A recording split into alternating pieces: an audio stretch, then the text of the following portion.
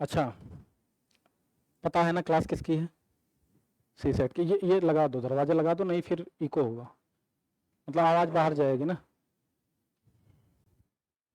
किसकी क्लास है? सी सेट की। आज है सी सेट की ओरिएंटेशन क्लास, ठीक है। इससे पहले कभी पढ़ा है कुछ स्कूल वगैरह में? यूपीएससी लेवल का अभी कुछ नहीं पढ़ा है ना? वो शुरू करना है हमें। अभी मैं मान के चल रहा हूं कि आपको सी सेट में कुछ नहीं आता, एकदम जीरो से। मतलब ये भी मान के चल रहा हूं कि आप मैथ में नंबर को भी नहीं जानते हैं कि क्या है इवन, क्या है ऑड, क्या है प्राइम, क्या है रेशनल इरेशनल, कुछ भी नहीं, एकदम जीरो। उस लेवल से लेके चलते हैं ना।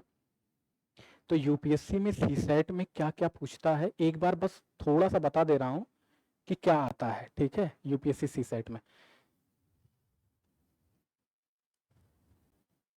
तो सी सेट में पता है कि 3 पोर्शन होता है ना? 3 पोर्शन। कभी पेपर तो देखा होगा, है ना? देखा है। एक क्वांट है, ठीक है, मैथमेटिक्स जिसमें होती है क्वांट, ठीक है।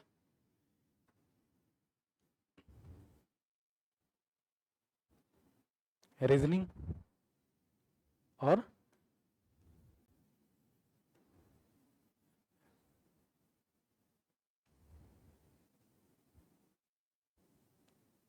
रीडिंग कॉम्प्रिहेंशन, ये 3 चीजें होती हैं, ठीक है। जिसमें रीडिंग कॉम्प्रिहेंशन जो है उसके लगभग 28, 29, 30, मैक्सिमम 30 क्वेश्चन तक जाते हैं। और जो आर्ट्स बैकग्राउंड का बच्चा वो इसमें कंफर्टेबल होता है, इन दोनों में कंफर्टेबल नहीं होता है। क्यों? क्योंकि कभी पढ़ा नहीं रहता है ना? और वैसे कैलकुलेशन कभी उसने की नहीं रहती है। तो रीडिंग कंप्रीहेंशन में मान के चलता हूं कि आपको कुछ ना कुछ आता है, कि आप पैराग्राफ पढ़ते होंगे, ठीक है। तो वो जो क्वेश्चन दिया रहता होगा उसको सॉल्व करने की हालत में रहते होंगे, लेकिन क्वांट में और रीजनिंग में दिक्कत आती होगी। तो हम शुरू करेंगे कहां से? क्वांट से। अच्छा, यूपीएससी जो है, यूपीएससी क्या क्या क्या चाहती है किसी एक कैंडिडेट से? कि उसके पास अच्छी खासी मेमोरी हो, ठीक है। कोई चीज अगर वो पढ़ता हो तो उसे कुछ देर मतलब याद रहती हो चीजें। मेमोरी, मेमोरी वो कहाँ से चेक कर लेती है? आपके जर्नल स्टडीज के जो पेपर हैं, ठीक है, जीएस 1, 2, 3, 4, उसमें उसमें मेमोरी के साथ साथ आपके क्रिटिकल थिंकिंग भी चेक होती है। यूपीएससी ये भी चाहता है कि जो कैंडिडेट वो सिलेक्ट करे उसमें एप्टीट्यूड भी हो, है ना? कि वो कोई डेटा है उसको वो इंटरप्रेट कर पा रहा है कि नहीं, बेसिक न्यूमेरेसी उसको आती है कि नहीं, ये तो चाहेगा ना यूपीएससी। वो ये भी चाहता है कि वो लॉजिकल है कि नहीं बंदा, वो रेशनल सोच पा रहा है कि नहीं, उसकी लॉजिकल एबिलिटी कैसी है। तो वो कहां से चेक करेगा? रीजनिंग से। रीजनिंग पावर कैसी है उसकी, है ना? तो एप्टीट्यूड भी चेक हो कर रही है यूपीएससी, मेमोरी भी चेक कर रही है, और लॉजिक भी, लॉजिक लगाना उसको आता है कि नहीं, क्रिटिकल थिंकिंग आती है कि नहीं, और भी बाकी सारी चीजें हैं जो जीएस में टेस्ट होती हैं, ठीक है। कि आपका ईक्यू कितना है, इमोशनल कोसेंट कितना बढ़िया है, कितना ज्यादा है, वो सब तो अलग से हम जीएस में बात करते हैं। अभी यहाँ पे क्या बात कर रहे हैं हम? एप्टीट्यूड और लॉजिक की, ठीक है। तो हम शुरू करेंगे पहले कहां से? क्वांट से। मैं मान के चल रहा हूं क्या कि कुछ नहीं आता क्वांट में।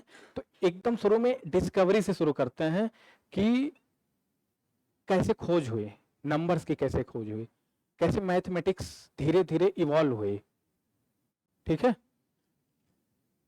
तो पढ़ा होगा साइंस में कि ब्रह्मांड की उत्पत्ति कैसे हुई, यूनिवर्स कैसे अस्तित्व में आया, ब्रह्मांड की उत्पत्ति कैसे हुई, बिग बैंग थ्योरी से अमूमन 13 या 13.5 बिलियन ईयर्स पहले, है ना, ब्रह्मांड की उत्पत्ति हुई।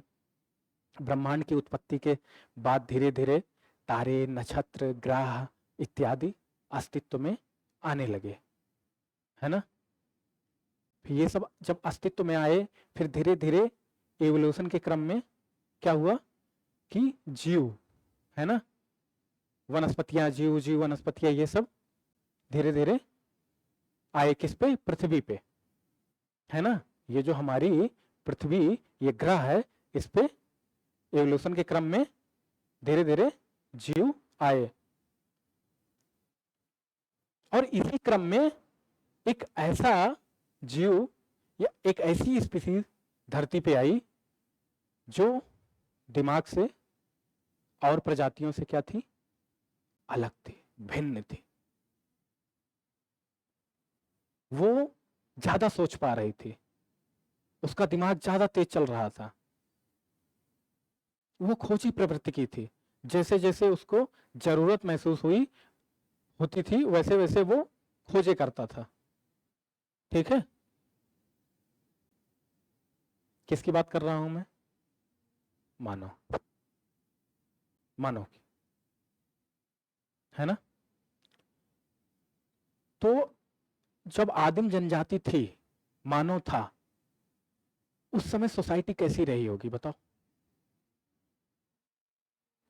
जंगल में रहते थे, गुफाओं में रहते थे, ठीक है, कंदमूल फल खाते थे,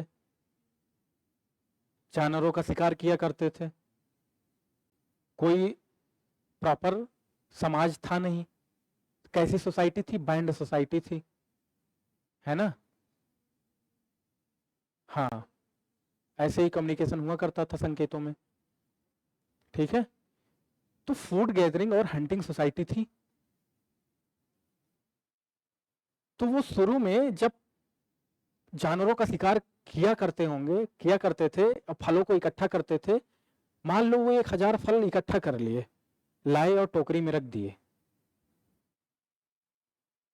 और उसमें से 250 फल कोई चुरा ले गया, गायब हो गई, फल गायब हो गया। तो किसी को कैसे बताते होंगे कि इतना फल लाए थे हम और इतना चोरी हो गया, गायब हो गया।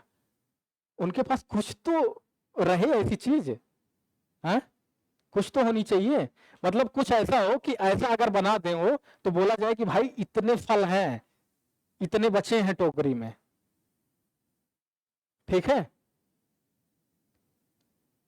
तो ऐसे जरूरत महसूस हुई किसकी, कुछ सिंबल बनाओ भाई, कुछ नंबर, मतलब काउंटिंग की जरूरत पड़ी उनको। और इसी क्रम में किसकी खोज हो गई, नंबर की, नंबर की खोज हो गई। क्यों, पहले तो वो लाते थे जब ऐसे चट्टानों पे ऐसे ऐसे बना देते थे, ठीक है, कि लाइन खींच दिया करते थे कि इतने फल हैं हमारे पास। फिर जब इसमें से कुछ चोरी हो जाता था तो ऐसे काट दिया करते थे। अब ये कितना बोरिंग काम है बताओ, है कि नहीं बोरिंग काम। 1000 फल के लिए चट्टान छोटी नहीं पड़ जाएगी, ठीक है। तो सब ने मिलकर बोला कि हम क्या करेंगे पता है, हम अगर ऐसे लिखेंगे तो इसको बोलेंगे एक फल, ऐसे लिखेंगे तो 2, ऐसे लिखेंगे तो 3, ऐसे 4, ऐसे 5, ऐसे 6, ऐसे 7, ऐसे 8, ऐसे 9, यहां तक हो गई बात। कि ये हम बनाएंगे अगर ये सिंबल, तो ये बोला जाएगा। आई बात समझ में। तो ऐसे आया अस्तित्व में क्या, नंबर। बस मैं क्या समझाना चाहता हूं कहानी के माध्यम से, कि कैसे खोज हुई, ठीक है, ताकि बाद में जब आप एकदम बेसिक से एडवांस लेवल पे जाए ना, तो आपको कभी भी नंबर पहचानने में गलती ना हो। क्योंकि एकदम बेसिक से एडवांस जाएंगे एकदम, बस देखते रहिए इसी 1 घंटे में, ठीक है। तो इतनी बात हो गई। फिर कभी तो टोकरी खाली रही होगी, कभी तो 9 फल से ज्यादा वो फल तोड़ते होंगे, तो उसको कैसे लिखोगे? 9 से बड़ा अगर नंबर लिखना है, ठीक है, या फिर टोकरी अगर खाली हो गई तो कैसे बोलोगे कि इसमें, क्या बोलेंगे? कुछ तो प्रेजेंट करो भाई। तो बोला कि ये जो 0 है इसको बोलेंगे हम टोकरी खाली, या फिर हमें 9 से बड़ा लिखना है, इसको मिला के लिख देंगे हम 100 लिख देंगे हम। जब 0 दिया मेरे भारत ने, दुनिया को तब गिनती आई, देता न दशमलव भारत तो यूं चांद पे जाना मुश्किल था, और धरती और चांद की दूरी का अंदाजा लगाना मुश्किल था। मूवी नहीं देखी पूरब और पश्चिम? नहीं देखी?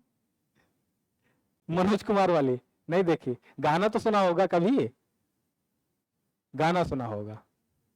थोड़ा देश दुनिया को देखो, ठीक है, आई बात समझ में? तो 0 की खोज हो गई, 0 आ गया, ठीक है, इतनी बात समझ में आई कि नहीं? तो उन्होंने बोला कि भाई ये आ गया नंबर 1 2 3 4 5 6 7 8 9, फिर 0 भी आ गया, इसका कुछ नाम वाम है कि नहीं भाई? कुछ इसको नाम दे दो, ये जिस टोकरी में रख रहे हो नंबर को, ये जो सेट है नंबर का, ठीक है, इसको कुछ नाम देते हैं। तो सब ने मिलके बोला क्या पता है? कि जो 1 से लेके इन्फिनिटी तक होगा, ठीक है, 1 से लेके इन्फिनिटी तक, इस सेट को, इस टोकरी को हम क्या बोलेंगे? Natural number. क्या बोलेंगे? नेचुरल नंबर, प्राकृतिक संख्या। क्या बोलेंगे? हाँ,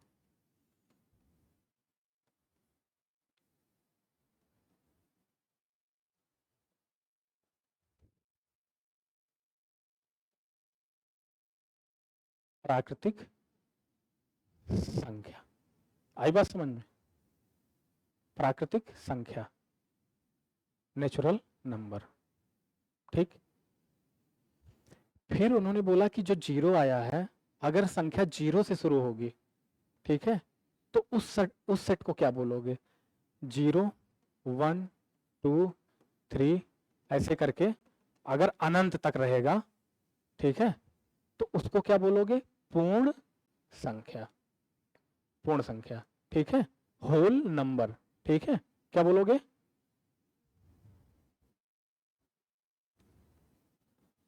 होल नंबर, ठीक है, पूर्ण संख्या। आई बात समझ में? ठीक। अच्छा बताओ, नेचुरल नंबर वाली टोकरी बड़ी होगी कि होल नंबर वाली टोकरी बड़ी होगी? इसमें एक 0 भी ऐड हो गया है ना, सेट, सेट बड़ा होगा। मतलब अगर मैं बोलूं कि नेचुरल नंबर किसका सबसेट है?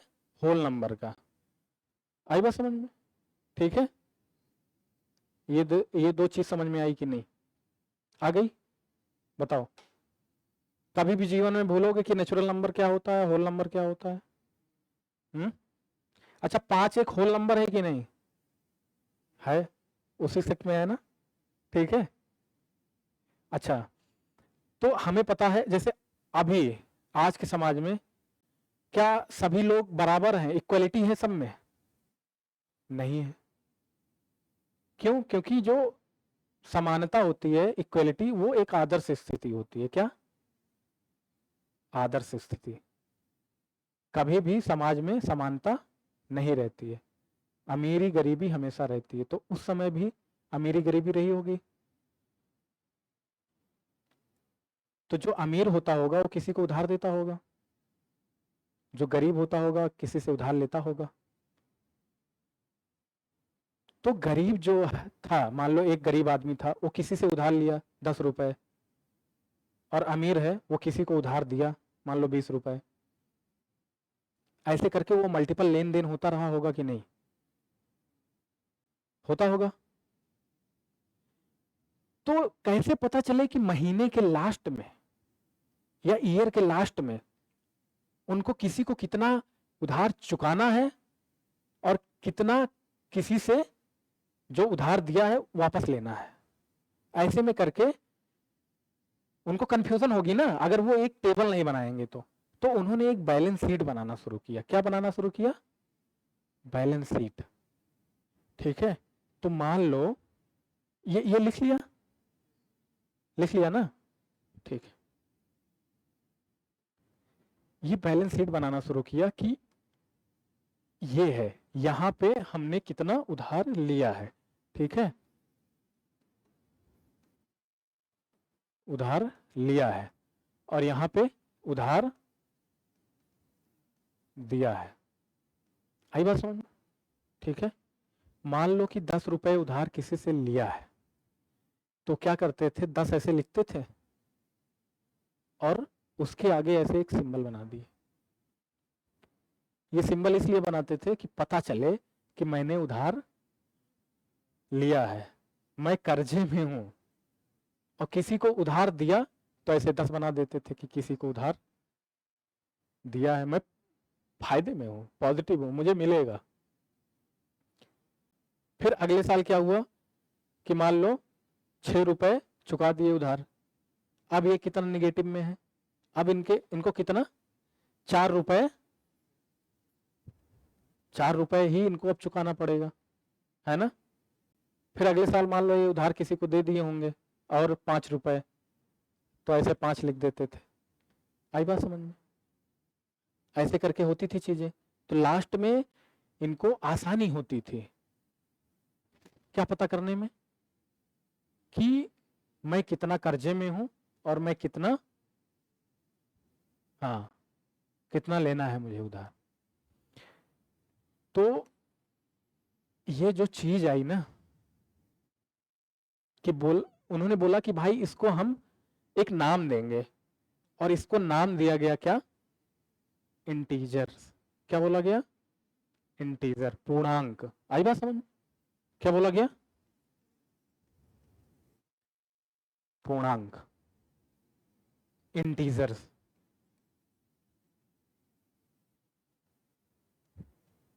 ठीक, इसको क्या बोला गया?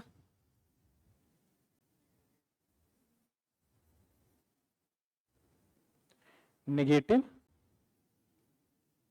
इंटीजर्स। और इसको क्या बोला गया?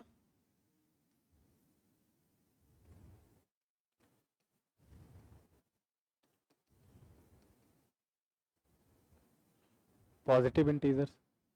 ठीक, आई बात समझ में? और जीरो क्या होगा ये बताओ? जीरो क्या होगा? जीरो इसके बीच में आ रहा है, तो जीरो ना तो पॉजिटिव होगा ना निगेटिव, लेकिन इंटीजर है। Zero is neither positive nor negative. ये क्वेश्चन कभी पूछ सकता है। ठीक है, तो zero is neither positive nor negative but it is an integer. आई बात समझ में? इतनी बात समझ में आ गई कि नहीं? तो अच्छा ये बताओ, अब इंटीजर वाली टोकरी बड़ी होगी कि नेचुरल नंबर वाली कि होल नंबर वाली? इंटीजर वाली। इंटीजर का सबसेट कौन है? होल नंबर, उसके नीचे नेचुरल नंबर, है ना? तो नेचुरल नंबर को n से रिप्रेजेंट करते हैं, किससे? n से। आई बात समझ में? किससे? n से। ठीक है, और होल नंबर को, हाँ, और इंटीजर को z से। ठीक है, z से तरीका है रिप्रेजेंट करने का। ठीक है, तो नेचुरल नंबर सबसेट किसका हो गया? होल नंबर का। ये सबसेट किसका हो गया? इंटीजर। इतनी बात समझ में आई?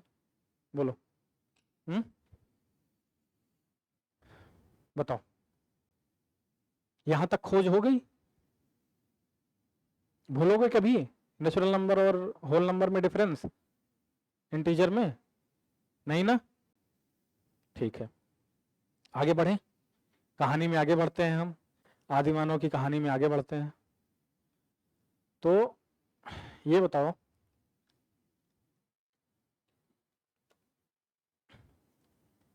कि किसी दिन ऐसा रहा होगा कि उनके पास वो ग्रुप में 5 लोग होंगे और 5 लोग होंगे और उनके पास 3 फल होगा, वो आपस में कैसे बांटेंगे?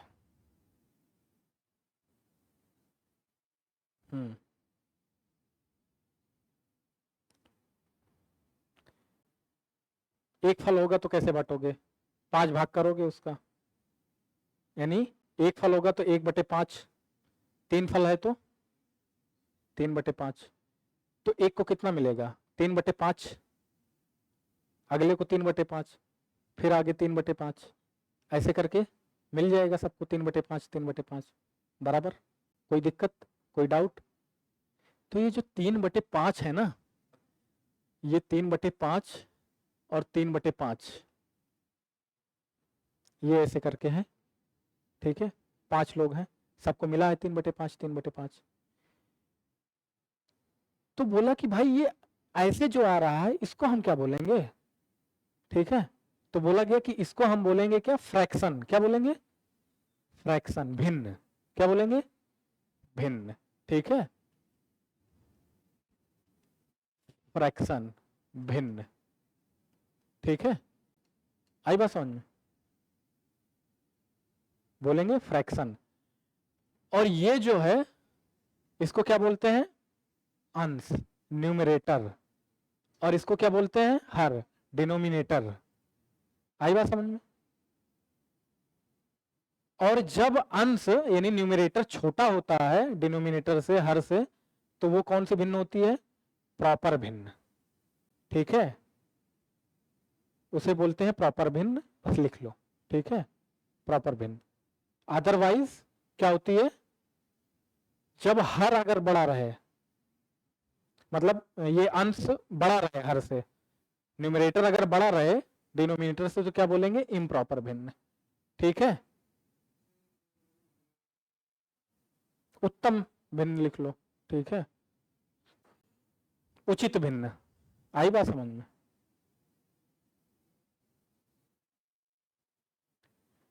और मान लो ऐसे है तुम्हारा 1 सही 1/2, इसको क्या बोलेंगे? मिश्र भिन्न, ठीक है। क्या बोलेंगे? मिश्र भिन्न, ठीक है। इतनी बात समझ में आ गई? तो फ्रैक्शन भी आ गया।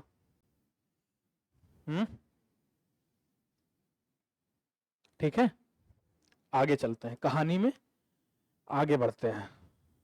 अभी तक कहानी बोरिंग तो नहीं लगी? मजा आ रहा है? ठीक है।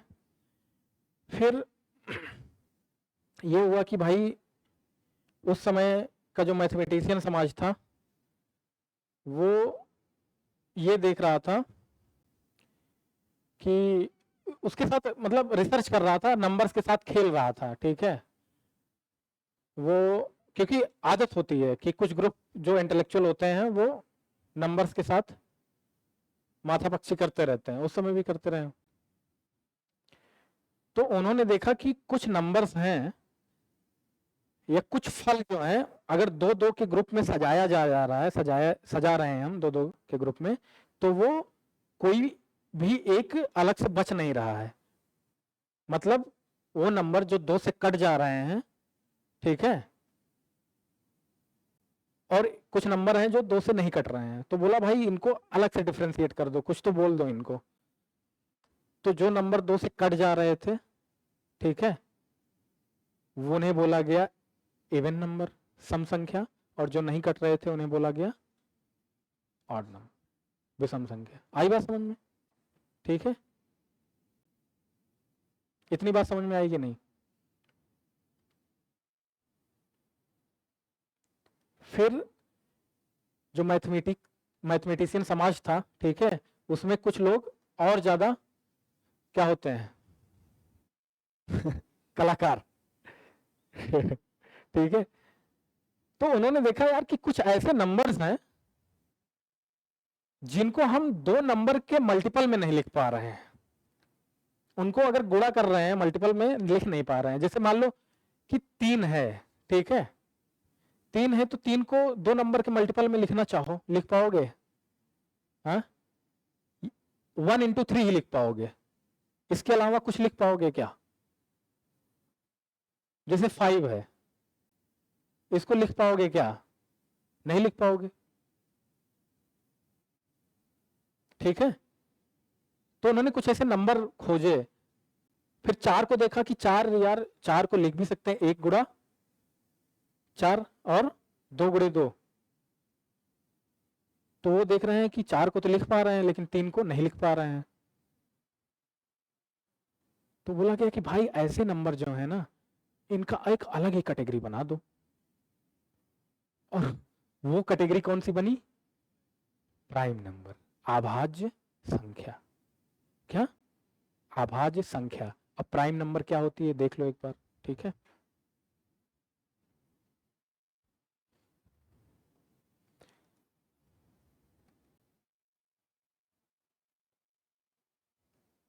प्राइम नंबर, ठीक है। क्या? प्राइम नंबर, अभाज्य संख्या।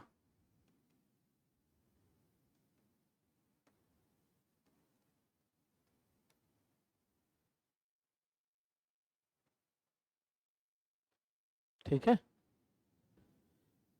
तो प्राइम नंबर किसे कहेंगे? कोई एक, हाँ, कोई नंबर प्राइम नंबर तब होगा जिसे 2 नंबर के मल्टीपल में ना लिखा जा सके। मतलब a इंटू बी, इसके फॉर्म में ना लिखा जाए। कंडीशन क्या है कि प्राइम नंबर 1 से, मतलब वो नंबर जो 1 से बड़ा हो, मतलब 1 को नहीं शामिल कर सकते इसमें, ठीक है। p क्या होना चाहिए? 1 से बड़ा होना चाहिए। आई बात समझ में? ठीक है, 1 से बड़ा होना चाहिए। तो कोई भी नेचुरल नंबर, कोई भी नेचुरल नंबर जो 1 से बड़ा हो और उसको 2 नंबर के मल्टीपल में ना लिखा जा सके, मतलब p से जो अलग हो, ठीक है। मतलब जैसे 2 है, ठीक है, तो 2 को 1 इंटू 2 तो लिख ही सकते हो,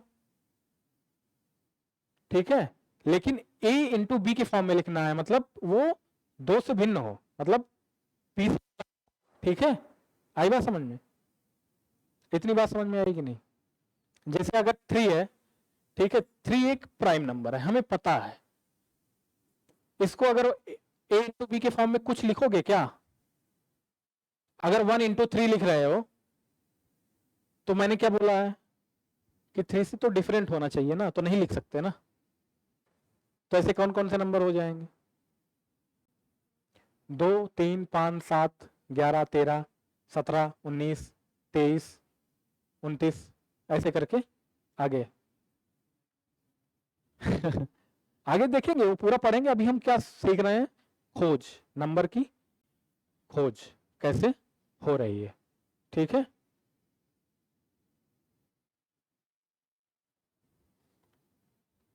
आई बात समझ में? ठीक है, इतनी बात समझ में आ गई। हमें प्राइम नंबर भी पता चल गया क्या होता है प्राइम नंबर। फिर धीरे धीरे और समाज बढ़ा, आगे बढ़ा, बुद्धिमान लोग आए समाज में, ठीक है।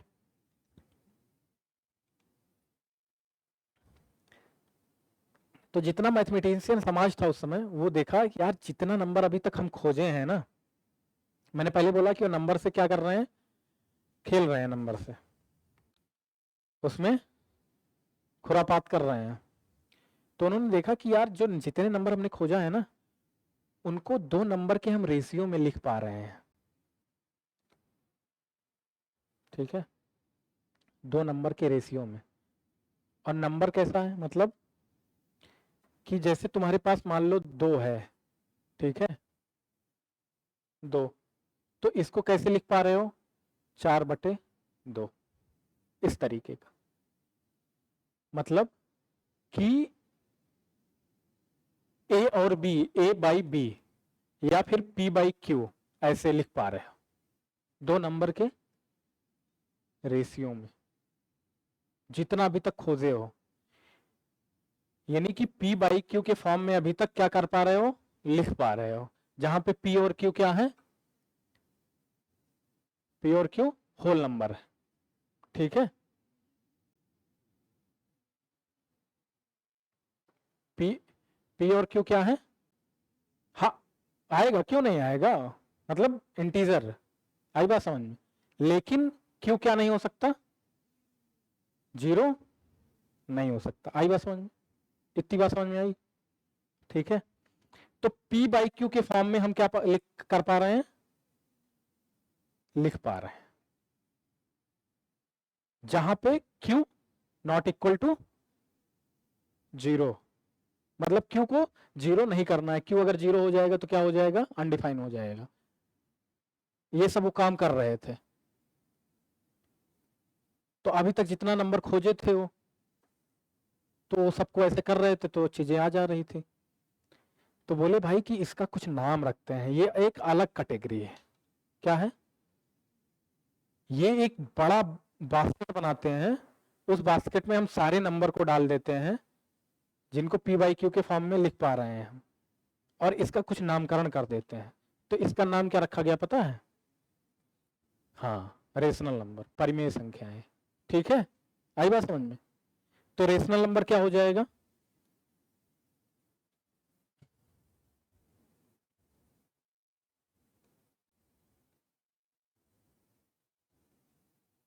परिमेय संख्या क्या हो जाएगा? परिमेय संख्या P बाई क्यू के फॉर्म में लिखा जा सके, जहां पे provided that Q not equal to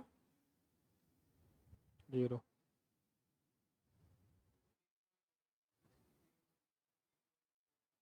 क्या? हाँ, क्या चीज? P एंड Q के कंडीशन,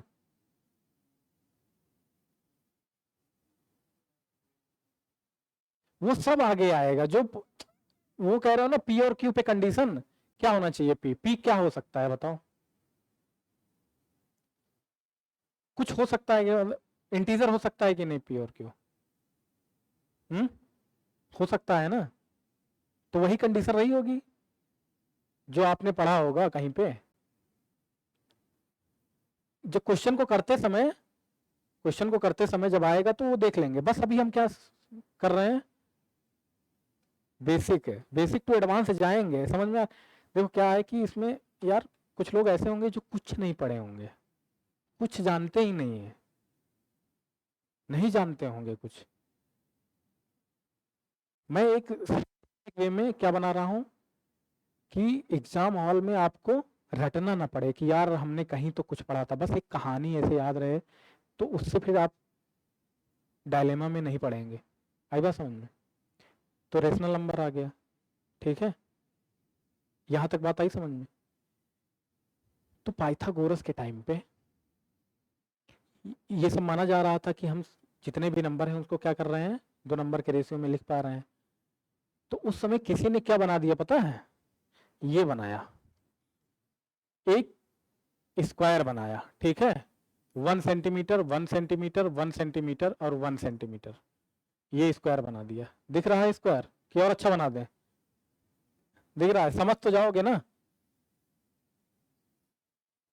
अब सही है, 1 सेंटीमीटर 1 सेंटीमीटर और 1 सेंटीमीटर और 1 सेंटीमीटर, और फिर इसका डायगोनल निकालने की कोशिश की। ठीक है, क्या निकालने की कोशिश की? डायगोनल। तो देखा कि डायगोनल क्या आता है, हमें पता है कि इस पर बना स्क्वायर और इस पर बना स्क्वायर दोनों को जोड़ दें तो इस पर बने स्क्वायर के बराबर आता है। तो ये आ गया डायगोनल 1 स्क्वायर प्लस 1 स्क्वायर बराबर √2, ये डायगोनल आ गया। आई बात समझ में। तो सबने मिलके सोचा, सबने मिलके देखा कि यार ये इसको हम P बाई क्यू के फॉर्म में लिखते हैं, ठीक है, और ट्राई करने लगे सब। ठीक है, ट्राई करना शुरू कर दे। तो देखा कि हम P बाई क्यू के फॉर्म में इसको नहीं लिख पा रहे हैं। क्या नहीं कर पा रहे हैं? नहीं लिख पा रहे हैं P बाई क्यू के फॉर्म में। इसकी वैल्यू अगर निकालोगे तो क्या आएगा? √2 की। करके देखना घर पे, नहीं होती है ना। तो बोला कि इसको हम क्या बोलेंगे? जिसको पी बाई क्यू के फॉर्म में लिख लेते थे उसको क्या बोला गया? Rational number.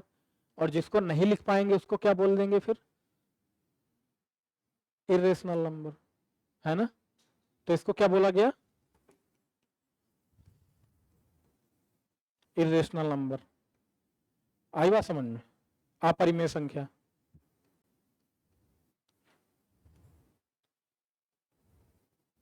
अपरिमेय संख्या, ठीक है? इतनी बात समझ में आ गई? अच्छा, 1/2 करोगे कितना आएगा?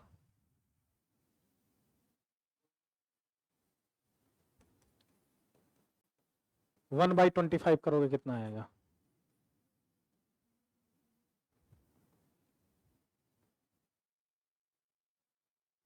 ठीक है, 1/3।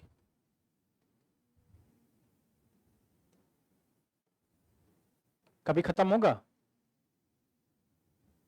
है? नहीं। लेकिन ये क्या है? 1/3 पी बाई क्यू के फॉर्म में है कि नहीं? तो मतलब रेशनल नंबर जो होता है वो पी बाई क्यू के फॉर्म में तो है। अगर डेसिमल फॉर्म में है तो दशमलव के बाद कि कहीं ना कहीं जाके वो क्या हो जा रहा है? टर्मिनेट कर जा रहा है, शांत का हो जा रहा है, ठीक है? या फिर वो दशमलव के बाद एक फिक्स पैटर्न में रिपीट कर रहा है। क्या कर रहा है? रिपीट कर रहा है। तो परिमेय संख्या की डिफिनेशन क्या होगी? जो आप बोल रहे थे कि कंडीशन, है ना, कि 3 चीजें आपने पढ़ी होंगी कहीं पे, वो चीज अब धीरे धीरे आएगी। एक तो था कि पी बाई क्यू के फॉर्म में लिख पा रहे हैं क्यू नॉट इक्वल टू 0। दूसरा क्या है रेशनल नंबर में? कि अगर डेसिमल में है तो वो दशमलव के बाद शांत हो जानी चाहिए, टर्मिनेट करनी चाहिए।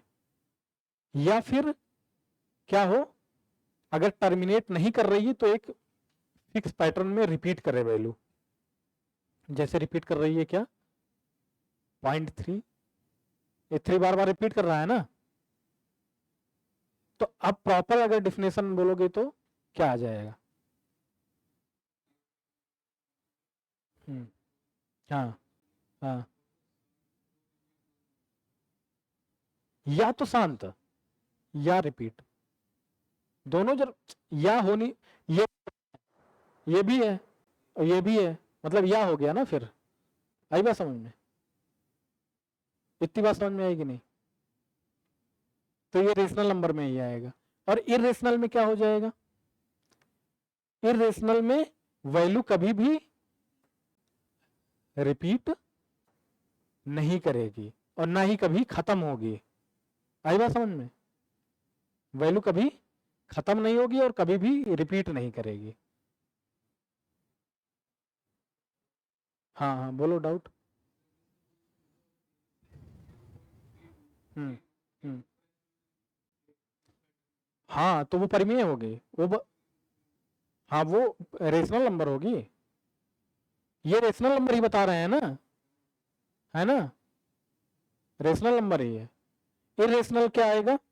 इरेशनल में जैसे वैल्यू मान लो 3.145127 8 9 फिर 1 2, कोई फिक्स पैटर्न है, रिपीट कर रही है, ऐसे करके आगे तक जाइए वैल्यू, तो ये क्या हो जाएगा?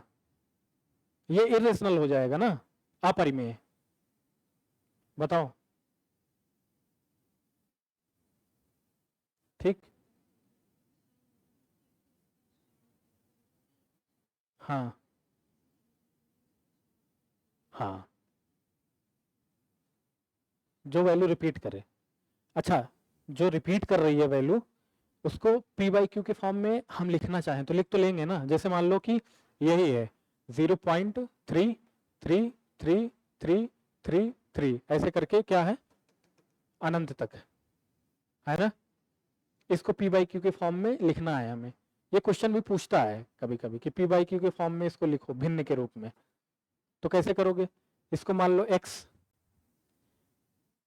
ये ठीक है, फिर इसको 10 से मल्टीप्लाई कर दो, मतलब दशमलव के बाद जितनी यूनिट रिपीट कर रही है, अगर 1 कर रही है तो 10 से मल्टीप्लाई करो, 2 कर रही है तो 100 से करो, 3 कर रही है तो, है ना, तो 10 से मल्टीप्लाई कर दो, तो 10x इधर हो जाएगा और इधर क्या हो जाएगा 3.3333, ऐसे करके रिपीट होता जाएगा। ठीक है, अब दूसरे वाले इक्वेशन में से पहले वाले को घटा दो तो क्या आ जाएगा 9x बराबर दशमलव के बाद 3 बहुत रिपीट कर रहा है अनंत तक, यहां पे दशमलव के बाद अनंत तक रिपीट कर रहा है, तो ये चला जाएगा कि नहीं, ये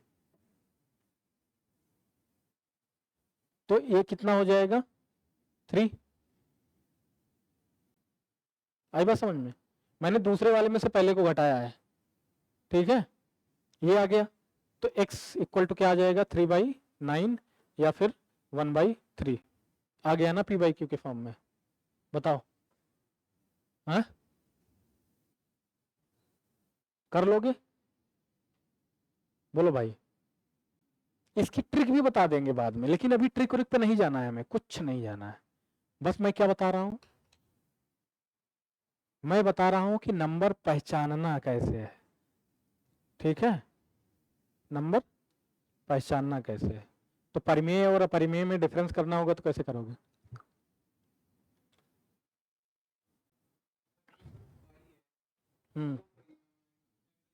बता रहे हैं, उसको ही बता रहे हैं। ठीक है, डोंट वरी, इतनी बात समझ में आ गई। ठीक है, तो इरेशनल अपरिमेय में मैंने क्या बताया, √2 कैसे वो स्क्वायर बनाया, स्क्वायर बना के उसका डायगोनल निकाला तो √2 आया, फिर उसको p/q के फॉर्म में लिखना चाहा तो नहीं लिख पाए। आई बात समझ में, तो उस समय पे क्या हुआ पता है कि एक स्क्वायर मतलब एक सर्कल बनाया गया, जो पाई की बात कर रहे हो। ठीक है, ये सर्कल बनाया गया। ठीक है, सर्कल में ये क्या होता है, ये सेंटर से पास करती हुई लाइन क्या होती है, हाँ डायमीटर होता है। ये डायमीटर और ये क्या पूरा उसका सरकमफेरेंस। तो उस समय जो मैथमेटिशियन थे वो बोले कि यार इसका और इसका जब हम रेशियो निकाल रहे हैं ना, तो देख रहे हैं कि एक ऐसा नंबर आ रहा है जो कभी भी रिपीट नहीं कर रहा है और कभी भी दशमलव के बाद खत्म नहीं हो रहा है, काट रहे हैं। मतलब ये मान लो कि x है इसका सरकमफ्रेंस और ये लेंथ y है, तो देख रहे हैं कि x/y जो है वो कभी भी खत्म नहीं हो रहा है और रिपीट नहीं कर रहा है। मतलब वो कुछ ऐसे आ रहा है 3.14512 ऐसे करके अनंत तक। तो उन्होंने क्या बोला कि ये किसकी कैटेगरी में आएगा, पाई अपरिमेय, इरेशनल में। तो पाई भी क्या हो गया, इरेशनल। इतनी बात समझ में आई, हाँ पाई भी क्या हो गया, कभी भी नहीं, रिपीट नहीं होगा, रिपीट नहीं करेगा। ठीक है, तो अभी तक कहां तक पहुंच गए, परिमेय अपरिमेय पहचान रहे हो क्या होता है, हाँ ये सब हो गया। तो बोले भाई कि ये सब जितने सारे नंबर हैं उनको एक कैटेगरी में हमें रखना है, एक कैटेगरी में एक बड़ा टोकरी बनाएंगे और सारे नंबर को उसमें रखेंगे। ठीक है, और उस टोकरी को क्या नाम देंगे, उसको अभी जो अगला नंबर बताएंगे ना, जब वो बताएंगे तो इस टोकरी का भी नाम आ जाएगा। ठीक है, तो बात है लगभग 850 एडी की, कब की, हाँ 850 एडी की। हमारे यहाँ एक बहुत बड़े मैथमेटिशियन हुए, गणितज्ञ, जिनका नाम था महावीराचार्य। क्या? महावीराचार्य। महावीराचार्य ने अपनी एक पुस्तक लिखी, गणित सार संग्रह। कौन सी पुस्तक? गणित सार संग्रह। ठीक है।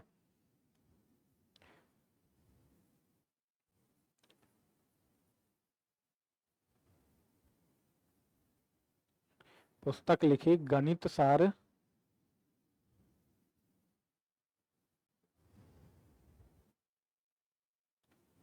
संग्रह। इस पुस्तक में उन्होंने एक ऐसी इक्वेशन लिखी जिसका सॉल्यूशन किसी के पास नहीं था। वो इक्वेशन क्या थी? X square plus 1 equal to 0। ये लिखा, ठीक है, ये लिखा, इधर देखो बोर्ड पे, ये लिखा और बोला कि there no such value of x,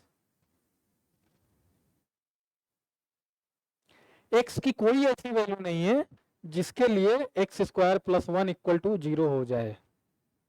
आई बात समझ में? ठीक है। और पूरे गणितज्ञ समाज को उन्होंने चुनौती दे दी, बोला कि एक्स की ऐसी कोई वैल्यू ढूंढ के लाओ जिसके लिए x square plus 1 equal to 0 हो जाए। और सच में उस समय किसी के पास सोल्यूशन नहीं था।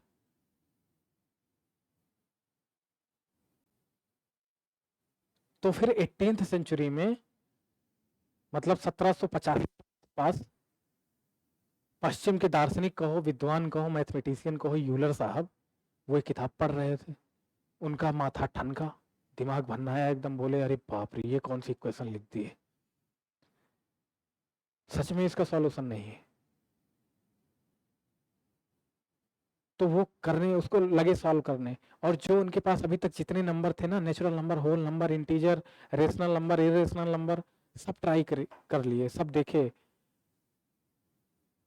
कि रख के देखता हूँ कुछ तो आए, सॉल्व ही नहीं रहा था। तो एकदम इमेजिनेशन में चले गए। इमेजिनेशन में जाने के बाद उन्होंने बोला, अचानक से स्पार्क हुआ उनका दिमाग और बोले हुर्रे, आई गॉट इट। बोले कि अगर यहाँ पे x की जगह मैं अंडर रूट -1 लिख दूं तो ये क्या हो जाएगा? सॉल्व हो जाएगा इक्वेशन। पूरे मैथमेटिशियन समाज में क्या खुशी की लहर, और यूलर साहब का फूल माला से स्वागत। बोले अरे भाई यूलर साहब, खोज तो दिए हो ये नंबर, इसको बोलोगे क्या, इसका नाम कुछ दोगे कि नहीं? बोले कि ये मेरे इमेजिनेशन से आई है नंबर, इसलिए इसको मैं बोलूंगा क्या? Imaginary number. क्या बोलूंगा? Imaginary number. क्या बोलेंगे?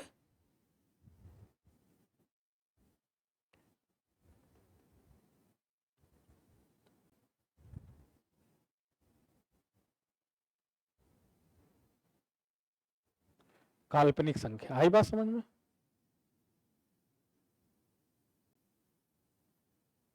काल्पनिक संख्या। बोले इसको डिनोट किससे करोगे?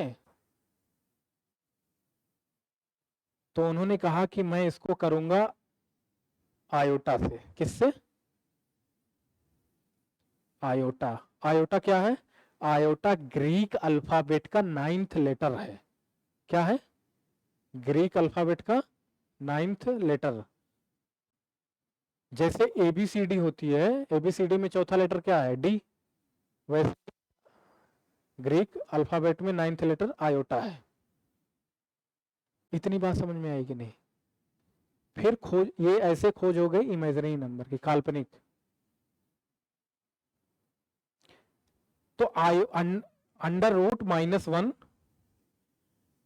अंडर रूट -1 अगर है आयोटा, ठीक है, तो आयोटा स्क्वायर क्या हो जाएगा बताओ? आयोटा स्क्वायर है ना। फिर आयोटा क्यूब क्या हो जाएगा? Minus iota. इसी में अगर आयोटा का मल्टीप्लाई कर देंगे तो माइनस आयोटा, फिर आयोटा की पावर 4 1 हो जाएगा। आई बात समझ में? ठीक है, इतनी बात समझ में आई? ये याद नहीं रखना है, बस ऐसे लिख लो, ठीक है। यूपीएससी में कभी क्वेश्चन नहीं पूछेगी, इमेजिनरी नंबर कभी नहीं पूछती है क्वेश्चन। बस यहीं पे ये अभी समझा रहा हूं मैं कि कैसे इमेजिनरी नंबर आई अस्तित्व में। आया बात समझ में? ठीक है, यहां तक खोज हो गई इमेजिनरी नंबर की। तो बोले ये तो इमेजिनरी नंबर है। अभी तक जो तभी बता रहा था कि मैं बड़ी टोकरी बनाई है जिसमें सभी कुछ है, रेशनल इरेशनल तक, उसको क्या बोलेंगे फिर? ये अगर इमेजिनरी है तो वो रियल नंबर है। इतनी बात समझ में आई? फिर रियल नंबर और इमेजिनरी नंबर दोनों को अगर मिला दो तो क्या बन जाएगा? Complex number. क्या बन जाएगा? Complex number. ठीक है, सम्मिश्र संख्या। बोलो, इतना तक सिनेरियो पूरा क्लियर हो गया कि नहीं? एकदम क्रिस्टल क्लियर हुआ कि कैसे कैसे नेचुरल नंबर आया, नेचुरल नंबर के बाद होल नंबर, फिर इंटीजर, फिर फ्रैक्शन, है ना, ऑड इवन, प्राइम नंबर, है ना, फिर रेशनल नंबर, इरेशनल नंबर, फिर कैसे इमेजिनरी नंबर, और इमेजिनरी और रियल को मिलाओगे तो कॉम्प्लेक्स नंबर। इतना एकदम क्रिस्टल क्लियर हुआ कि नहीं? बोलो। बताओ भाई।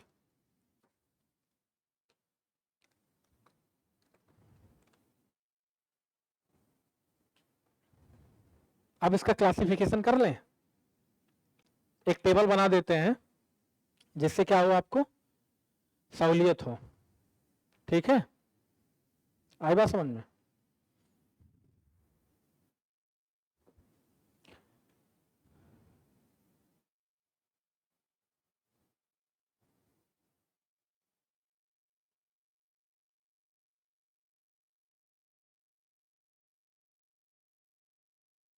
कॉम्प्लेक्स नंबर को अभी मैंने क्या बोला, हिंदी में लिख लो सम्मिश्र संख्या। ठीक है, कॉम्प्लेक्स नंबर। कॉम्प्लेक्स नंबर को कैसे लिखते हैं? रियल नंबर और इमेजिनरी नंबर दोनों को मिला के। ठीक है, तो इसको लिखते हैं ए प्लस आयोटा बी। बस ऐसे समझ लो कि ये लिखते हैं, यूपीएससी कभी नहीं पूछेगी, बस क्लासिफिकेशन कर रहा हूं ताकि वो समझ में आ रहे कि हाँ एकदम क्रिस्टल क्लियर रहे। तो बी क्या है? बी है imaginary part of complex number, और ए क्या है? Real part of complex number. ठीक है, तो ये हो गया रियल नंबर और ये हो गया इमेजिनरी नंबर।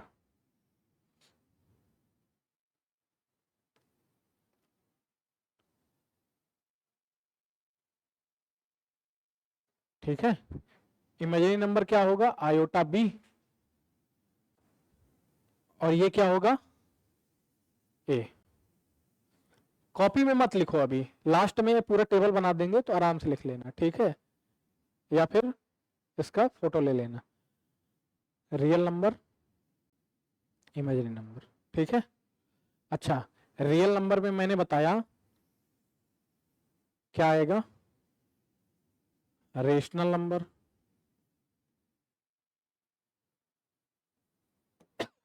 रेशनल नंबर क्या है? जिसे पी बाई क्यू के फॉर्म में लिखा जा सके, क्यू नॉट इक्वल टू 0, है ना? मतलब पी बाई क्यू के फॉर्म में लिख पा रहे हैं, क्यू नॉट इक्वल टू 0 है। और यहाँ पे इरेशनल नंबर, इसको और बड़ा करते हैं, यहाँ तक ले जाते हैं।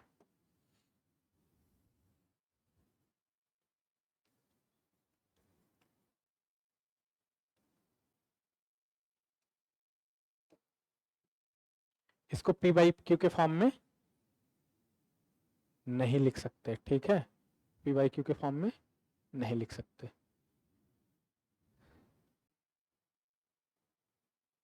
इतनी बात समझ में आई? हाँ, फिर रेशनल नंबर में क्या आया? इंटीजर आया। क्या आया? इंटीजर।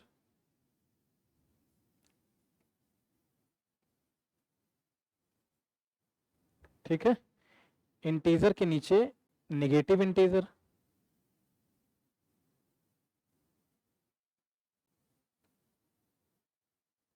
और इधर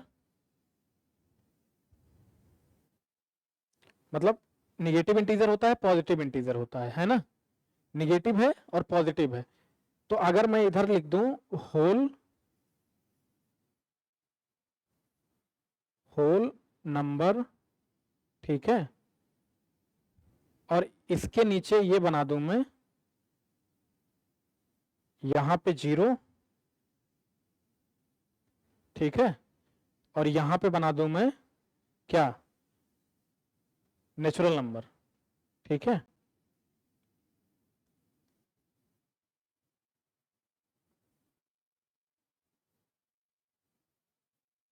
बोलो, इतनी बात आई समझ में?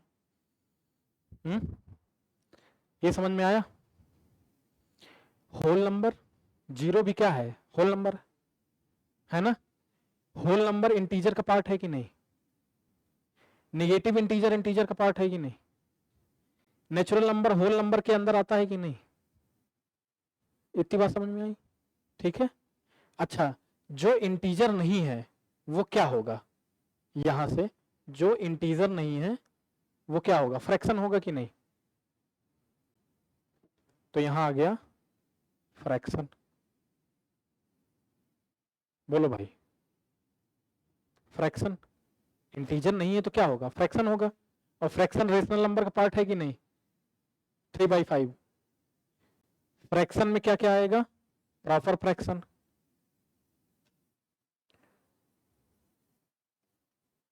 प्रॉपर फ्रैक्शन यानी जैसे 3/5, फिर आएगा इम्प्रॉपर फ्रैक्शन,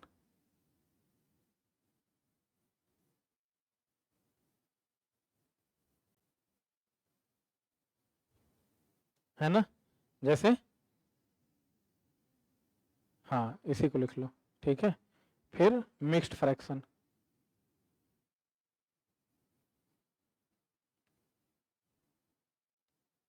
जैसे 1/1 से 1/3। आई बात समझ में? ये इतना समझ में आया कि नहीं? इसमें कोई डाउट? एक क्लासिफिकेशन समझ में आ गया पूरा? अब अगर क्वेश्चन कहीं से भी पूछेगा कि कौन किसका पार्ट है, कौन किसका सबसेट है, तो कर लोगे कि नहीं, है ना। फिर इरेशनल नंबर में आ जाओ। इरेशनल नंबर में मैंने क्या बताया एग्जांपल में, अगर इसको भी तोड़ना चाहो 2 पार्ट में, तो एक हो जाएगा तुम्हारा एल्जेब्राइक,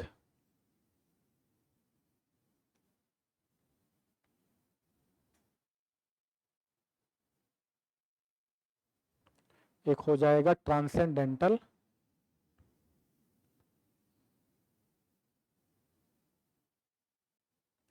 लिख लो बस, ठीक है। ये यूपीएससी नहीं पूछेगा ये वाला पोर्शन। यहां पे जैसे √2, √3 ऐसे, और यहां पे ऐसे पाई और यूलर नंबर और गोल्डन रेशियो ऐसे आता है। वो सब क्या है, बस ऐसे मान लो कि जैसे कुछ पॉलिनोमियल होता है x² + x + 1 इस टाइप का, वो ये नंबर उसके कभी सॉल्यूशन नहीं होते हैं। आपको कुछ जानने की जरूरत नहीं, बस ये आपकी कॉपी में रहेगा तो पहचानने में सहूलियत होगी, ठीक है। बस इतना लिख लो कि ये ऐसे होता है इरेशनल नंबर। इरेशनल नंबर में अगर क्वेश्चन पूछेगा भी यूपीएससी तो क्या पूछता है पता है, कि जो √2 √3 ऐसे करके कुछ सर्ट्स कुछ ऐसे रूट वैल्यू दे देगा, उसको असेंडिंग और डिसेंडिंग ऑर्डर में आपको सजाना रहेगा बस, और इससे ज्यादा क्वेश्चन नहीं पूछता है वो, ठीक है। तो यूपीएससी का सबसे फेवरेट टॉपिक क्या है पता है, वो कहाँ पे क्वेश्चन डिजाइन करता है, कहाँ से, किस टॉपिक से, ये है, देखो ये वाला पोर्शन, ये पूरा, ये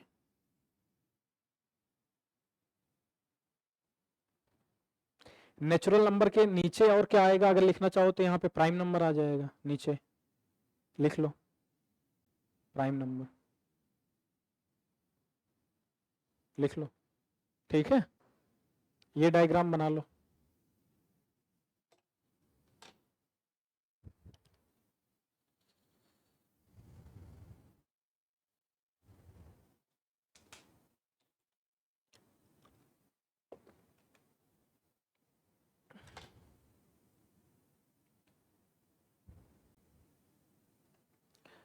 बना लो डायग्राम।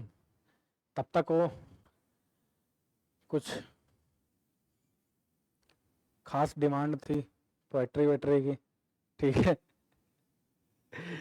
वो हिंदी साहित्य का बच्चा हिंदी साहित्य वाला स्प्रिंट कहाँ गया, पूछ रहा था कि इसका हकीकी और इश्क मजाजी में। जायसी को पढ़ रहा था, जायसी की पद्मावत, उसमें उसको डाउट था कि इश्क मजाजी क्या होता है और इश्क हकीकी। तो इश्क मजाजी जो होता है वो क्या है? इश्क हबीबी नहीं, इश्क इश्क हकीकी होता है। हबी हबीबी वो सऊदी कहाँ चले गए भाई? नॉट हबीबी, इट्स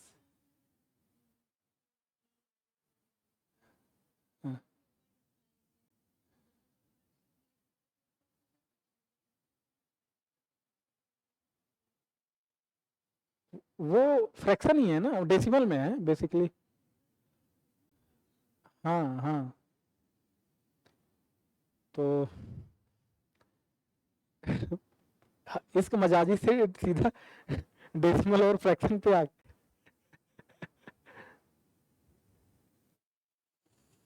तो इश्क मजाजी जो होता है वो भौतिक प्रेम होता है, वो शारीरिक और मानसल प्रेम होता है।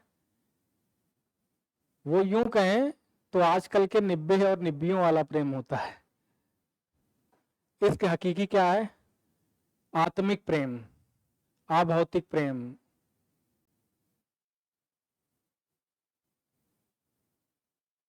आई बात समझ में? वो एक तरीके से आत्मा का परमात्मा से मिलन टाइप का वैसा प्रेम है।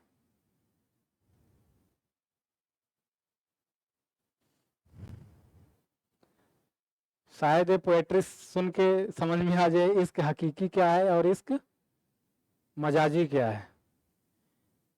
कि रांझना की जोया खुद को कुंदन बना बैठा, रांझना की जोया तुझे खुद को कुंदन बना बैठा, पीर की झोली की राख को चंदन सा लगा रखा है। पढ़ता हूँ कलमा और सजदा एहतराम में, पढ़ता हूँ कलमा और सजदा एहतराम में, तस्वुर में तू है तेरा। इश्क मजाजी का मसला नहीं, इश्क हकीकी तक जाना है। यही आरजू लिए ख्वाहिशे दीदार किए बैठा हूँ, यही आरजू लिए ख्वाहिशे दीदार लिए बैठा हूँ, जो भी सजा मिले मंजूर होगी। खुद को रांझा तुझे हीर बना बैठा, खुद को रांझा तुझे हीर बना रखा है, नहीं परवाह जमाने की, जमाने की बंदिशों की। तेरी उल्फत में, तेरी उल्फत में तुझे सोनी और खुद को महिवाल बना बैठा हूँ।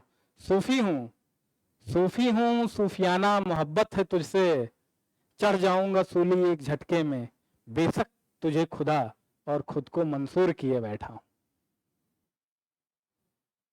आगे बात समझ में? इश्क मजाजी और इश्क हकीकी का, नॉट इश्क हबीबी। ऐसे मत आ जाना कहीं पे,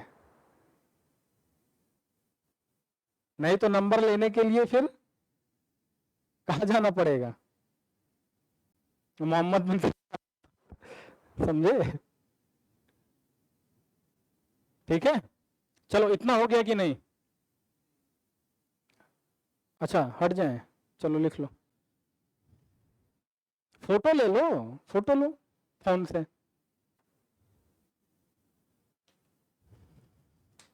अच्छा ऑनलाइन जो है ना, ऑनलाइन स्टूडेंट क्या सोचता है कि सर पॉज लिए हैं तो मतलब वो फिर उसे लगता है कि कुछ तो टेक्निकल ग्लिच आ गई है, फिर कमेंट करना शुरू कर देगा यहीं,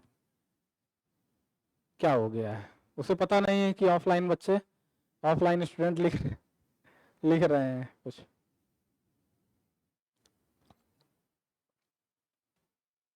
अच्छा, इंटीजर में ऑड इंटीजर इवन इंटीजर वो भी लिख ही लेना, ठीक है। यहाँ पे कि इंटीजर जो होता है वो ऑड इवन दोनों होता है, ठीक है। यहाँ पे ऑड और इवन, ठीक है। आई बात समझ में?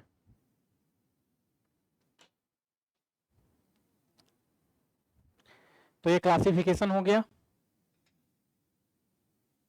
क्लासिफिकेशन हो गया। अब ये बताना है मुझे कि यूपीएससी कैसे एकदम बेसिक से एडवांस तक के क्वेश्चन डिजाइन करता है, ठीक है। आपको ट्रिक के पीछे नहीं भागना है, क्यों? क्योंकि ट्रिक काम ही नहीं आएगी एग्जाम में, ट्रिक काम नहीं आएगी। जो मार्केट में किताबें बहुत सारी इधर उधर बिक रही हैं, ये ट्रिक लगा लो, ये ट्रिक लगा लो, ऐसा है वैसा है, यूपीएससी कैसे क्वेश्चन डिजाइन कर रही? आपकी बेसिक अंडरस्टैंडिंग पे, कंसेप्चुअल क्लैरिटी पे। आपको प्रॉपर्टी आती है कि नहीं, आपको ऑड इवन की प्रॉपर्टी आती है कि नहीं, आपको प्राइम नंबर और उस फैक्टर निकालने आते हैं कि नहीं किसी नंबर, बेसिक एकदम। तो मैं वो सिखाना चाह रहा हूं कि कैसे एकदम छोटे क्वेश्चन से लेके बड़े क्वेश्चन तक, एकदम इजी से लेके tough, hard and then pinnacle level तक के क्वेश्चन कैसे यूपीएससी अगर डिजाइन करे तो वो कर सको। जैसे इसी में अभी मैं बस एक प्रॉपर्टी बता के, दो प्रॉपर्टी बता के वो क्वेश्चन बताऊंगा कि कैसे क्वेश्चन यूपीएससी और कैसे उसको सॉल्व करना है। अच्छा, दो नंबर जो इवन है उनको जोड़ोगे तो क्या आएगा? इवन नंबर, है ना। यानी इवन प्लस इवन क्या आएगा? Even number. 2 + 2 4, 4 + 2 6। दो नंबर को घटाओगे तो क्या आएगा? इवन नंबर को, इवन ही है। आई बात समझ? ठीक है। दो ऑड नंबर को जोड़ोगे तो क्या आएगा? इवन आएगा। और घटाओगे तो इवन आएगा। आई बात समझ? अच्छा, दो ऑड नंबर को अगर मल्टीप्लाई करोगे तो क्या आएगा?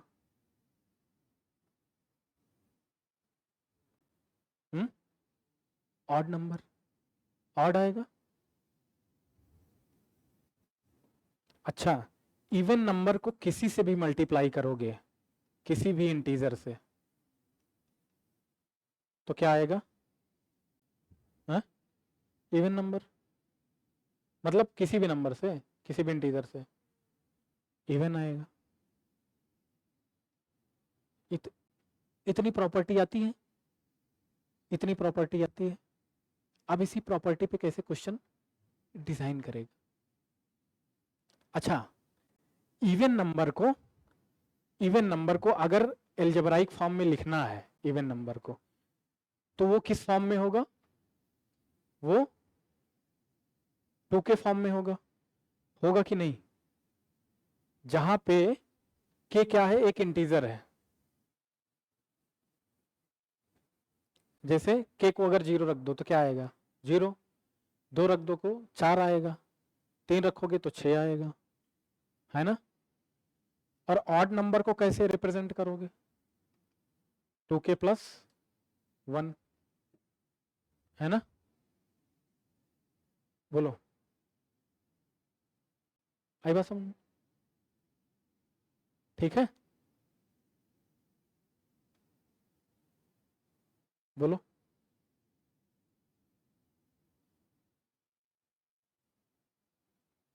चलो, इतना लिख लिया। अब देखो यूपीएससी कैसे क्वेश्चन डिजाइन करेगा, ठीक है। कैसे? इस पे एकदम बेसिक क्वेश्चन करा रहे हैं, ठीक है, इसी प्रॉपर्टी पे। अच्छा, ये जो प्रॉपर्टी है, ठीक है, इसमें एक प्रॉपर्टी को और ऐड कर लो। वो क्या है कि अगर दो नंबर लिए, ठीक है, दो नंबर को जोड़ा तुमने, वो इवन आ गया, तो उसको घटाओगे भी तो क्या आएगा, इवन आएगा। यानी parity should be same, same parity. इतनी बात समझ में आई? ठीक है, दो नंबर को जोड़ोगे तो अगर इवन आ रहा है तो घटाओगे भी तो इवन आएगा। आई बात समझ में? ठीक है, ओके।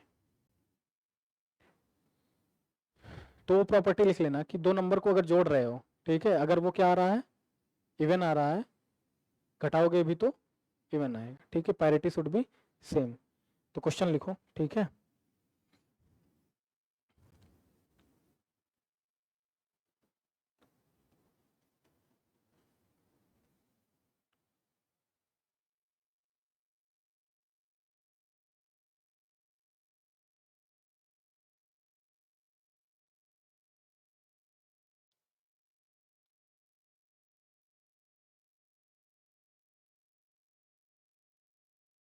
क्या कोई m कॉमा n एग्जिस्ट करेगा, मतलब है, जिसके लिए m square minus n square equal to 2022 हो जाए?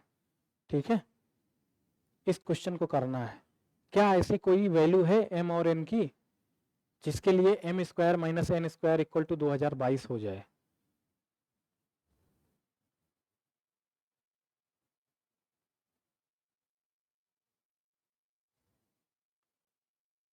प्रॉपर्टी लगानी है।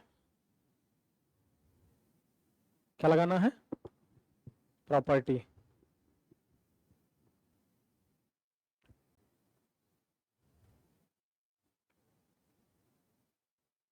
देखो, इसको क्या लिख सकते हो, A square minus B square का फॉर्मूला पता है, A plus B A minus B. M square minus N square का फॉर्मूला क्या होगा, एक ब्रैकेट में m प्लस एन और एक ब्रैकेट में m माइनस एन, इधर 2022। बोलो भाई, बस बोर्ड पे देखो एकदम, m plus n m minus n. अच्छा ये बताओ, राइट हैंड साइड में एक इवन नंबर है कि ऑड नंबर है? इसको कैसे लिखोगे, m plus n m minus n बराबर 2 इंटू, ये लिखोगे कि नहीं? तो मतलब दो का मल्टीपल है, दो गुणे में है, इनटू में है, तो मतलब ये इवन नंबर है। राइट हैंड साइड क्या है, इवन नंबर, और यहाँ पे बराबर का साइन है, मतलब लेफ्ट हैंड साइड में क्या होगा, एक इवन नंबर होगा कि ऑड नंबर होगा? इवन होगा।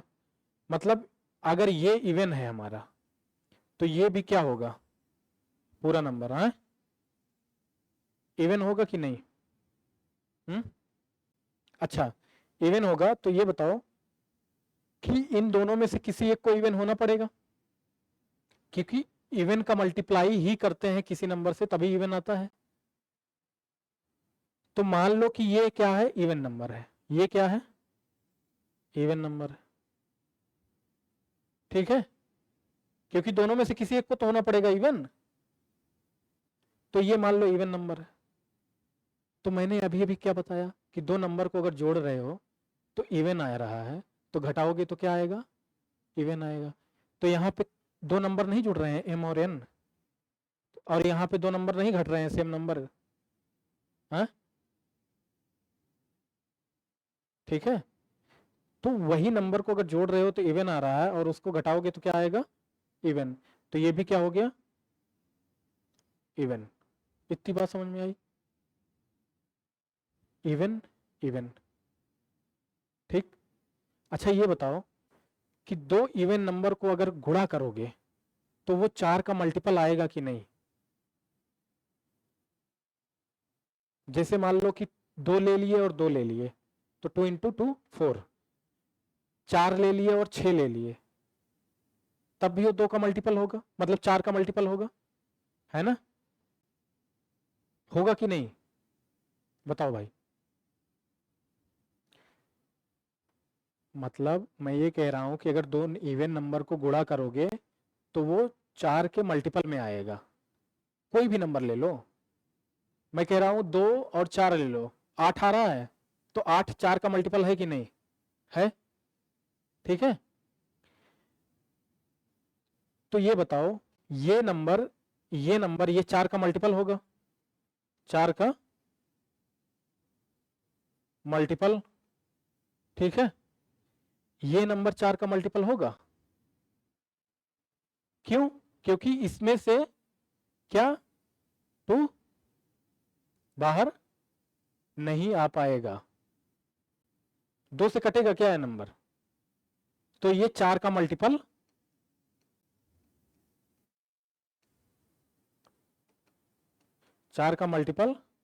नहीं होगा। आई बात समझ में? इसलिए लेफ्ट हैंड साइड और राइट साइड कभी बराबर नहीं होगा, तो मतलब m और n की कोई वैल्यू एग्जिस्ट नहीं करेगी। बोलो कॉन्सेप्ट क्या था, एकदम बेसिक था कि नहीं? और यूपीएससी क्या चाहती है, ऐसे ही चाहती है कॉन्सेप्ट, वो नहीं चाहती कि बड़ी बड़ी कैलकुलेशन दे और सॉल्व करवाए, वो सब कैलकुलेटर कर लेंगे काम, आपको प्रॉपर्टी आती है कि नहीं ये मुद्दा है।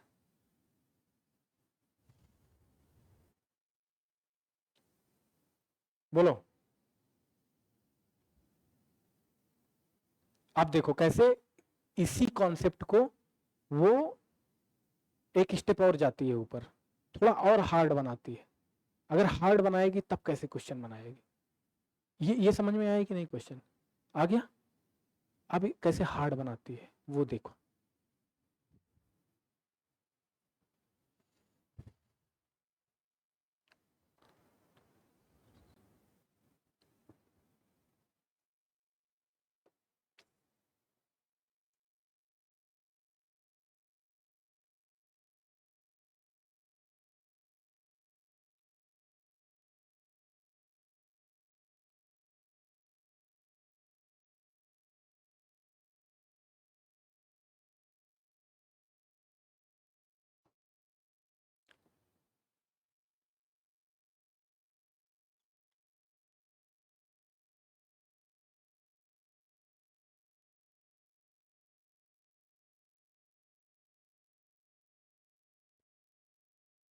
हिंदी में बोल दें कि ऐसे कितने इंटीजर a कॉमा बी, यानी ऐसे कितने पेयर एग्जिस्ट करेंगे a कॉमा बी जिसके लिए a square minus B square बराबर 288 हो जाए। ठीक है, आई बात समझ में? कॉन्सेप्ट सेम, बस इसमें क्या निकालना है, उसमें था कि पॉसिबल है कि नहीं, इसमें निकालना है कि कितने पेयर होंगे। ठीक है, ट्राई करो।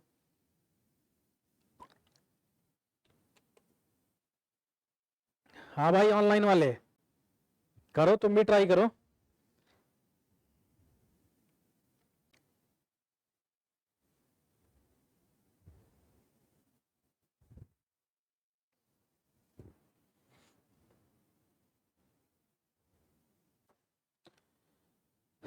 देखो क्या है अपने पास, A square minus B square equal to 288, वैसे ही लिखते हैं, एक ब्रैकेट में ए प्लस बी, एक ब्रैकेट में A minus, A plus B और ए माइनस बी बराबर 288। ठीक, अभी मैं मान के चल रहा हूं कि आपको फैक्टर निकालना नहीं आता है, आप नहीं जानते हैं कि फैक्टर्स कितने होंगे इसके, अगर वो सब पता होगा तो बाद में उसके लिए ट्रिक भी है। ट्रिक क्या मतलब, उसको शॉर्ट करना है कि मतलब कम समय में आ जाए आंसर, वो नंबर ऑफ फैक्टर्स अगर आप निकालना जानेंगे तो 5 सेकंड का सवाल है। आई बात समझ में? लेकिन अभी मैं क्या बताना चाह रहा हूं कि वो कॉन्सेप्ट, अगर ये कॉन्सेप्ट नहीं आता आपको तो वो ट्रिक भी काम नहीं आएगी। कॉन्सेप्ट क्या है? कॉन्सेप्ट है कि दो नंबर को अगर जोड़ रहे हो, अगर इवन आ रहा है तो उसको घटाओगे भी तो क्या आएगा। ठीक है, अच्छा इसको क्या लिख सकते हो, ये जो 288 है, ठीक है, इसको क्या क्या लिख सकते हो? एक तो ये लिखोगे, एक ये लिखोगे,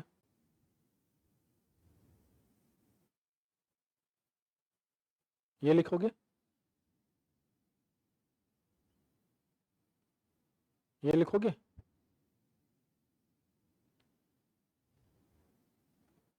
छह चौको 24 और छठे ये लिखोगे। हाँ 7 से तो कटेगा नहीं, 8 8 त्रिक 8 छंग 9,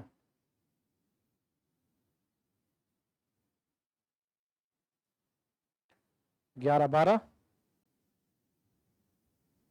12 दोनों 24 बार चौक 13 से नहीं, 14 से नहीं, 15 16 से, 16 एक कम 16 4 20 8 28 16 अट्ठे 128। बोलो इतना लिख सकते हो कि नहीं ऐसे? बोलो ऐसे लिख सकते हो? उसके बाद फिर करोगे तो फिर 18 इंटू 16 मतलब रिपीट करने लगेगा। इतनी बात समझ में आई? अच्छा ये बताओ कि राइट हैंड साइड में इवन है कि ऑड है? इवन, तो लेफ्ट हैंड साइड में क्या होगा, इवन की ऑड? इवन, तो लेफ्ट हैंड साइड में किसी एक को क्या होना पड़ेगा, इवन, या तो दोनों इवन हो जाए या फिर एक इवन। अगर ये मान लो इवन हो गया, एक इवन हो गया ये, तो बाय डिफॉल्ट ये क्या होगा, ये भी इवन होना पड़ेगा इसको। क्यों? क्योंकि पैरिटी शुड बी सेम, मतलब ए और बी को जोड़ रहे हो तो इवन आ रहा है, तो ए और बी को घटाओगे भी तो क्या आएगा, इवन, तो ये भी इवन हो गया। लो भाई, अच्छा इधर ये भी इवन, ये भी इवन, दोनों इवन, तो इधर भी क्या होना चाहिए, दोनों इवन होने चाहिए। एक ऑड और एक इवन नहीं चलेगा, तो ये नहीं होगा, ये नहीं होगा, क्योंकि इसमें क्या है, एक ऑड है एक इवन है। कितने बचे, 1 2 3 4, और कुछ छूट रहा है, 1 2 3 4 5 6, तो 6 पेयर है, मतलब ये जो सजाया है हमने मल्टीपल में 6 ऐसे हैं, ठीक है। अब एक एक करके उठा के सॉल्व करते हैं हम, आई बात समझ में? ठीक है, तो a प्लस बी और a माइनस बी। अच्छा दो नंबर को जोड़ोगे तो बड़ा आएगा कि घटाओगे तो बड़ा आएगा? तो 2 इंटू 144, 2 इंटू 144 में a प्लस बी की वैल्यू क्या होगी, 144 होगी कि 2 होगी? 144, और a माइनस बी की वैल्यू क्या होगी, 2।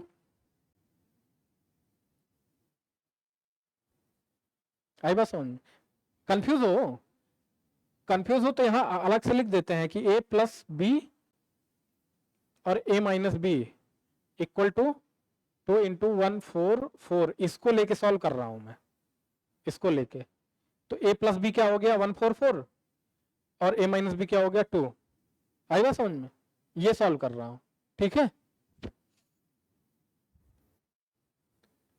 तो ये क्या आ जाएगा, 2a इक्वल टू 146, तो a इक्वल टू क्या आ जाएगा 146 डिवाइड बाई 2 यानी 73। a की वैल्यू क्या आ गई 73। b की कितनी आ जाएगी, b की वैल्यू यहां से अगर 73 रखोगे a की वैल्यू, तो b की वैल्यू आ जाएगी 71। बोलो आया कि नहीं? ठीक, आ गया। तो क्या हो गया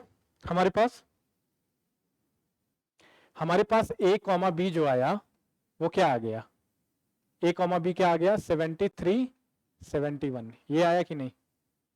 बोलो भाई, आ गया, एक पेयर निकल गया। अच्छा, क्वेश्चन में क्या था, A square minus B square equal to 288। तो ए और बी मतलब 73 स्क्वायर माइनस 71 स्क्वायर करेंगे तो ये आएगा हमारे, मतलब सॉल्व करके निकाला है, ये आएगा। अच्छा, अगर माइनस 73 रख दें और माइनस 71 रख दें तब भी बात वही है कि नहीं, तब भी आएगा कि नहीं 288? हाँ आएगा। क्यों? क्योंकि ये क्या हो जाएगा, 73 स्क्वायर स्क्वायर है ना, ये भी क्या 71 स्क्वायर 288। आई बात समझ में? बोलो भाई। तो दूसरा पेयर क्या हो जाएगा, -73 -71। बोलो ठीक है। अच्छा, इसकी जगह अगर मैं ये रख दूं -73 और माइनस मतलब 71 को प्लस में ही रखो, तब भी आएगा कि नहीं 288? बोलो क्यों? क्योंकि ये तो ब्रैकेट के अंदर है ना माइनस, बात वही है। तो अगला पेयर क्या हो जाएगा, -73 और 71। बोलो भाई, आई बात समझ में? अच्छा, अगला पेयर अगर यहां पे मैं रख दूं 73 स्क्वायर माइनस -71 स्क्वायर, ये भी आएगा कि नहीं? हाँ आएगा। तो ये अगला पेयर क्या हो जाएगा, 73 और -71। बोलो भाई, होगा? आई बात समझ में?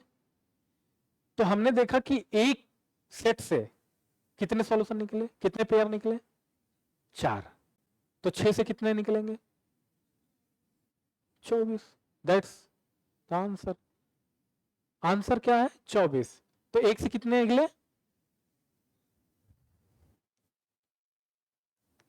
एक से निकला 4, तो 6 है, तो 6 से कितना हो गया, 24। इतनी बात आई कि नहीं समझ में?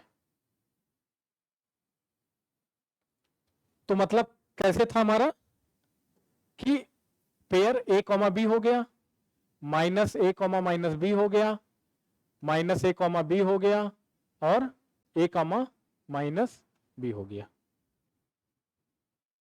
एक सेट से इतने निकलेंगे, मतलब 4 निकलेंगे, तो 6 से 24। तो देख रहे हो कि यूपीएससी बेसिक कॉन्सेप्ट पे कैसे एडवांस तक जाता है, कैसे एडवांस तक जाता है। और ऐसे ही क्वेश्चन पूछता है यूपीएससी सी सेट। वो रट्टू विद्या काम आएगी क्या इसमें?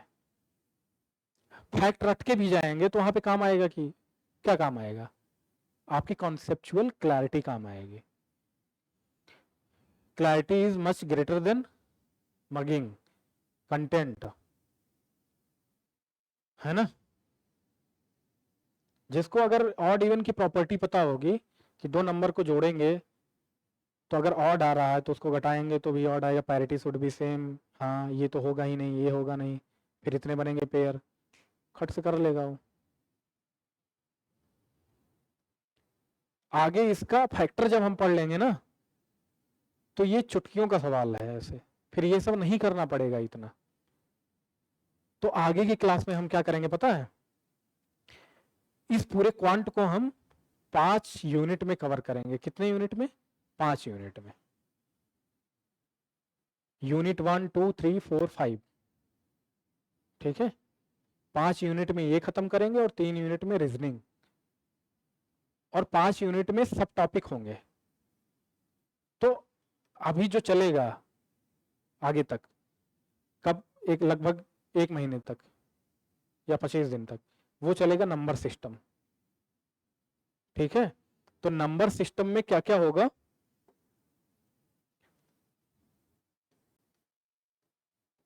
नंबर सिस्टम, ठीक है। ये हमारा यूनिट 1 है, आई बात समझ में?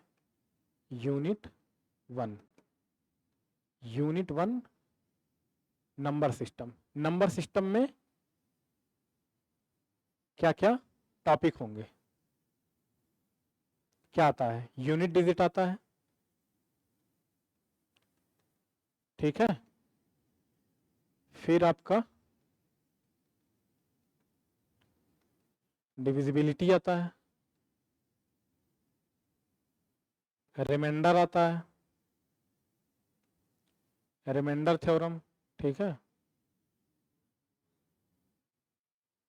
ट्रेलिंग जीरोस, ट्रेलिंग जीरोस यानी नंबर ऑफ जीरोस, ठीक है। फैक्टर आएगा, और बेसिक जो आता है फैक्टोरियल का, ठीक है, फैक्टोरियल। और इसी में करना चाहो तो HCF और LCM, ठीक है। Unit digit, divisibility, remainder theorem, trailing zeros, factor, factorial, HCF, LCM, इतने सारे टॉपिक हम एक एक करके करेंगे। सारे PYQ करेंगे, इसका बेसिक पढ़ेंगे, और यूपीएससी क्या क्वेश्चन पूछेगी। मतलब हमारा 3 स्टेप में रहेगा बेसिकली। क्या? पहले तो कॉन्सेप्ट क्लियर करेंगे, आफ्टर क्लियरिंग योर कॉन्सेप्ट किस पे मूव करेंगे हम? प्रैक्टिस एंड PYQs पे। जब प्रैक्टिस एंड PYQ कंप्लीट हो जाएगा तो हम प्रेडिक्ट एंड प्रिवेल कि प्रेडिक्ट करेंगे कि यूपीएससी कैसा क्वेश्चन पूछेगी, ठीक है। तो 3 स्टेप में चीजें होंगी, और धीरे धीरे भैया फाउंडेशन अपना बनता जाएगा। एग्जाम हॉल में आप क्या फील करेंगे? कंफर्ट।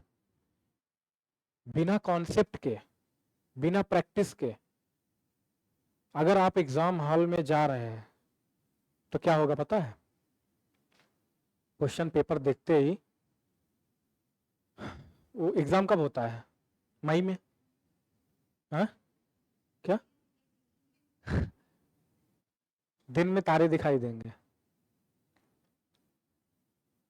इतनी ज्यादा गर्मी रहती है ना मई में, तैयारी के साथ नहीं जा रहे हैं तो शरीर का तापमान बढ़ने लगेगा, ये आस्तीनें बाजुओं को जकड़ने लगेंगी, शरीर में खून की गर्दिश मध्यम पड़ने लगेगी,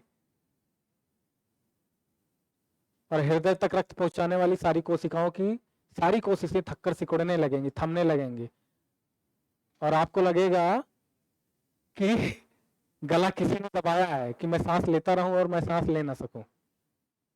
आई बात समझ में? तो किस पे जाना है? कॉन्सेप्ट पे, ठीक है।